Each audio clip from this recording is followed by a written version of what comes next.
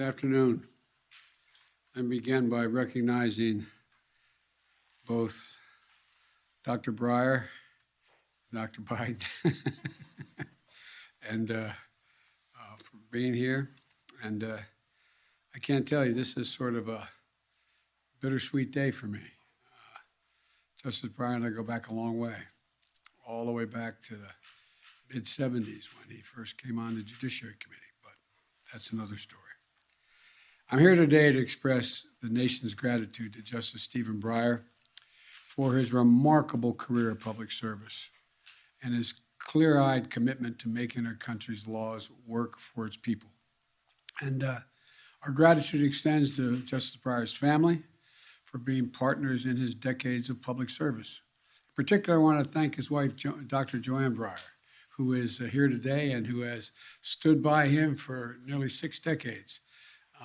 And with her fierce intellect, good humor, and enormous heart. I want to thank you. The country owes you as well. And Stephen Breyer's public service started early. He served in the United States Army as a teenager and in all 3 branches of the federal government before he turned 40. They were the good old days, weren't they? And as he was a law clerk at Supreme Court Justice Goldberg, a prosecutor in the Department of Justice, a member of the Watergate prosecution team. And I first met Stephen Breyer when I was a senator on the Judiciary Committee, and he started off as taking care of one of the subcommittees for Teddy, but then became chief counsel during his tenure as Ted's chairmanship of the Judiciary Committee. Beyond his intellect and hard work and legal insight, he was famous for biking across Washington virtually every day for a face-to-face meeting with a Republican chief counsel, the ranking Republican counsel. And over breakfast, they discussed what would they do for the country together. Whereas in those days, we tried to do things together. That spirit stuck with me when I took over the Judiciary Committee as chair after Senator Kennedy's tenure. And it was my honor to vote to confirm Justice Breyer to serve in the United States Supreme Court, or the Court of Appeals first, in 1980. And then 14 years later, in 1994, I got to preside as chairman of the Senate Judiciary Committee over his Supreme Court confirmation hearings. We were joking with one another when he walked in. Did we ever think that he would have served decades on the court and I'd be president of the United States when the day he came in and retired? And he looked at it, anyway, I won't tell you what he said. I'm joking. But I was proud and grateful to be there at the start of this distinguished career in the Supreme Court. And I'm very proud to be here today on his announcement of his retirement. You know, during his confirmation hearings way back in 1994, nominee Stephen Breyer said, quote, "The law must work for the people." He explained to us his faith that our complex legal system has a single purpose: tell people who make up our country. It was a different time, of course, but his brilliance, his values, his scholarship are why Judge Breyer became Justice Breyer by an overwhelming bipartisan vote at the time.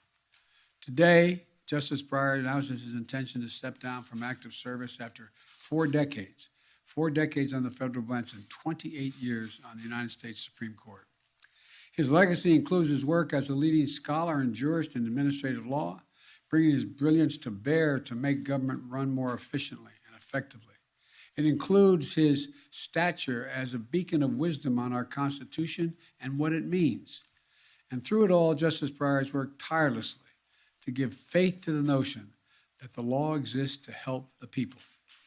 Everyone knows that Stephen Breyer has been an exemplary justice, fair to the parties before him, courteous to his colleagues, careful in his reasoning. He's written landmark opinions on topics ranging from reproductive rights to healthcare, to voting rights, to patent law, to laws protecting our environment, and the laws that protect our religious practices. His opinions are practical, sensible, and nuanced.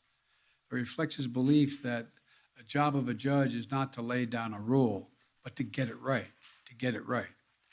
Justice Breyer's law clerks and his colleagues, as many of the press here know, describe him and his work ethic, his desire to learn more, his kindness to those around him, and his optimism for the promise of our country. And he has patiently sought common ground and built consensus, seeking to bring the court together. I think he's a model public servant in a time of great division in this country. Justice Breyer has been everything his country could have asked of him. And when he appeared before the Judiciary Committee almost 3 decades ago, we all had high hopes for the mark he would leave on history, law, and the Constitution. And he's exceeded those hopes in every possible way. Today is his day, our day to commend his life of service and his life on the court. But let me say a few words about the critically important work of selecting his successor. Choosing someone to sit in the Supreme Court, I believe, is one of the most serious constitutional responsibilities a president has. Our process is going to be rigorous. I will select a nominee worthy of Justice Breyer's legacy of excellence and decency. While I've been studying candidates' backgrounds and writings, I've made no decision except one. The person I will nominate will be someone with extraordinary qualifications, character, experience, and integrity. And that person will be the first Black woman ever nominated to the United States Supreme Court. It's long overdue in my view. I made that commitment during the campaign for president, and I will keep that commitment. I will fully do what I said I'd do. I will fulfill my duty to select a justice, not only with the Senate's consent, but with his advice. You've heard me say in other nomination processes that the Constitution says seek the advice and consent, but the advice as well of the Senate. I'm going to invite senators from both parties to offer their ideas and points of view. I'll also consult with leading scholars and lawyers. And I'm fortunate to have advising me in this selection process Vice President Kamala Harris. She's an exceptional lawyer, former Attorney General of the state of California, a former member of the Senate Judiciary Committee. I will listen carefully to all the advice I'm given, and I'll study the records and former cases carefully. I'll meet with the potential nominees, and it is my intention to announce my decision before the end of February. I have made no choice at this point. Once I select a nominee, I will ask the Senate to move promptly on my choice.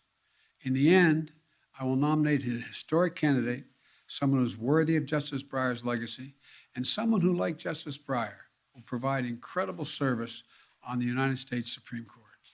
Justice Breyer, on behalf of all the American people, I want to thank you and your family for your tremendous service to our nation. I'm going to yield the floor to you, Mr. Justice.